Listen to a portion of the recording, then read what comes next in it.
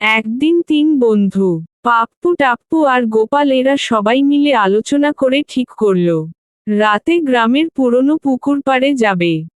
গোপাল বলল, কিন্তু সবাই বলে ওখানে নাকি ভূত আছে।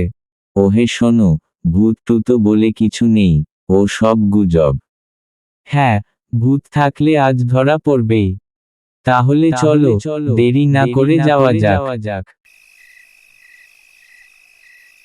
চারিদিকে অন্ধকার, কত কুয়াশা, যাওয়াটা কি ঠিক হবে আমাদের?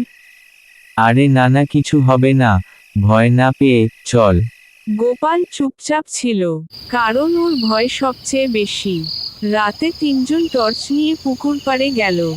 হঠাৎ ছপাস করে শব্দ হলো। এই, কি একটা আওয়াজ হলো না? তোরা কি শুনতে পেলি? হ্যাঁ, ওটা কিসের আওয়াজ? চল তো, গিয়ে দেখি। কিছুক্ষণ পর এক বুড়ো লোক বলল, ওই বেটারা, আমার ছাগলটা ছেড়ে দে।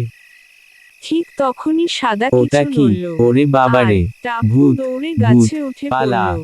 পাপ্পু পুকুরে লাফ দিল, আর গোপাল অজ্ঞান হয়ে পড়ল।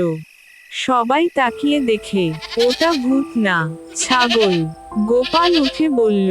এরপর তিনজন শপথ করল আর বলল, ভূত না হলেও ছাগলটা কিন্তু ভীষণ ভয়ঙ্কর। এরপর থেকে রাতের বেলায় আর অ্যাডভেঞ্চার নয়।